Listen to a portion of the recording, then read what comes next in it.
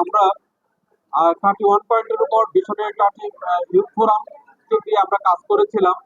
প্রত্যেকটা পয়েন্টের উপর আমাদের যা স্টুডেন্টরা যে কাজগুলো করছিল সেটা ব্যাপকভাবে সাড়া দিয়েছে এবং ব্যাপকভাবে ইউথদের কাছে ব্যাপক সাড়া পড়েছিল, স্টুডেন্টদের কাছে ব্যাপক সাড়া পড়েছিল।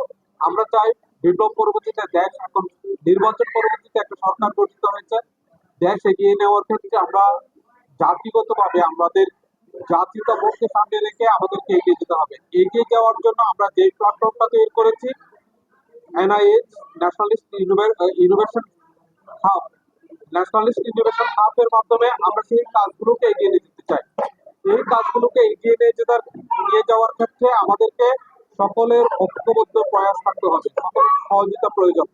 আপনারা যারা আছেন, যারা দীর্ঘদিন ধরে কাজ করে আসছেন, তারা আবার পরবর্তীতে ঈদের পরবর্তীতে আমাদের যে কার্যক্রমগুলো শুরু হবে সেই কার্যক্রমগুলোতে অংশগ্রহণের মাধ্যমে আমরা এগিয়ে যাব এই প্রত্যাশা রাখছি সকলের কাছে। সকলকে ধন্যবাদ, আগামীতে দেখা হবে। হ্যাঁ, আল্লাহ হাফেজ।